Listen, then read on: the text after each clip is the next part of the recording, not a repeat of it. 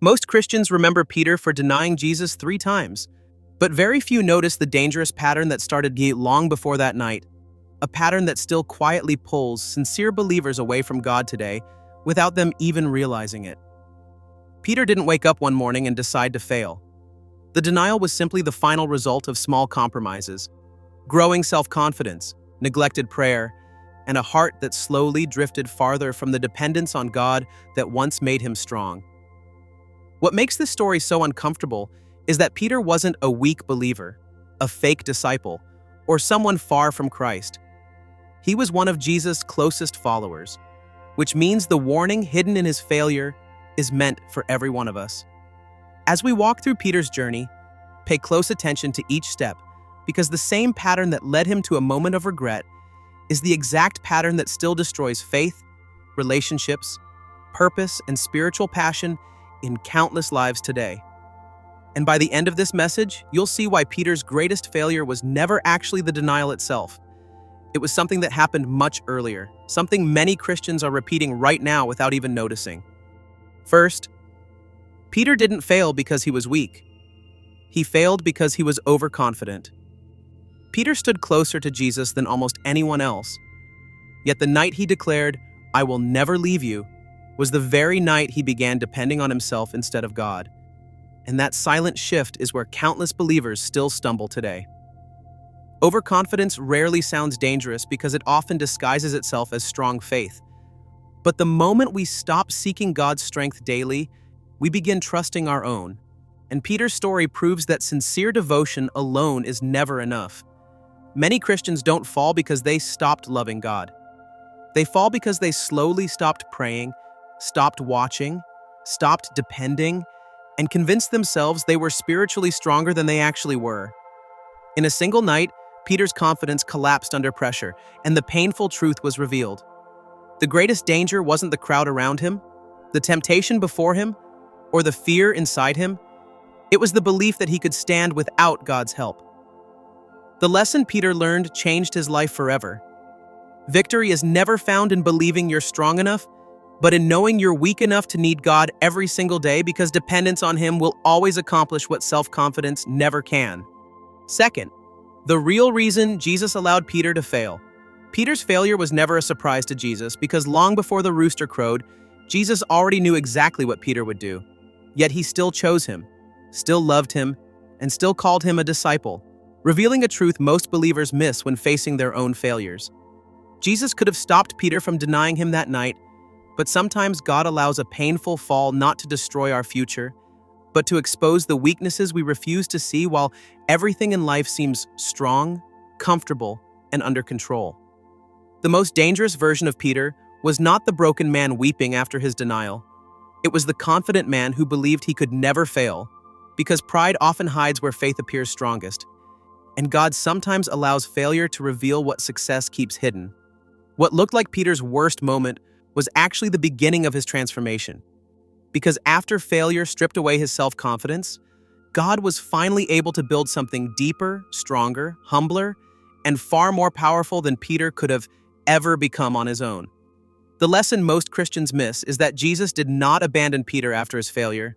He restored him, prepared him, and used him mightily, proving that the thing you're most ashamed of today may become the very testimony God uses to impact countless lives tomorrow.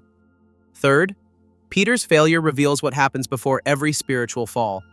Peter didn't wake up planning to deny Jesus. The shocking truth is that every spiritual fall begins long before the moment anyone notices it, and the first warning sign often appears when we start treating God's warnings like information instead of urgent instruction.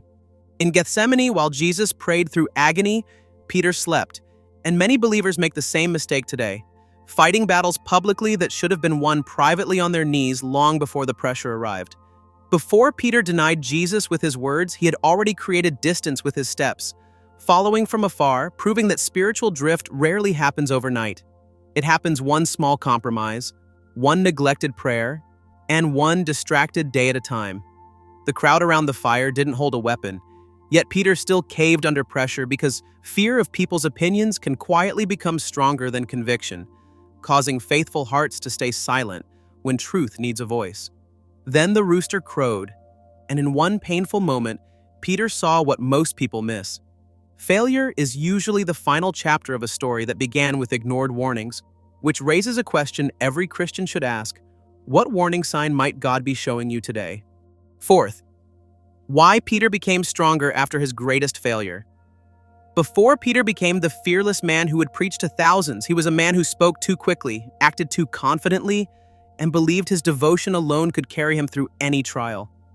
Yet the painful truth waiting ahead was something every believer eventually discovers. The greatest danger is not weakness you recognize, but weakness you refuse to see, and Peter was about to learn that lesson in a way that would break his heart forever. The night Peter denied Jesus was not just the story of a frightened disciple standing beside a fire. It was the moment every illusion he had built about himself collapsed at once. Because for the first time he saw the distance between who he thought he was and who he actually was. And that realization hurt far more than the accusations of strangers ever could. When the rooster crowed and Peter remembered the words Jesus had spoken, something deeper than guilt overwhelmed him. He finally understood that determination, passion, and good intentions could never replace complete dependence on God. And in that crushing moment of failure, the foundation of a stronger and humbler faith quietly began to form beneath the ruins of his pride. After Peter's darkest night, many people would have expected shame to write the final chapter of his story. But Jesus returned not to condemn him, not to embarrass him, and not to remind him of every mistake.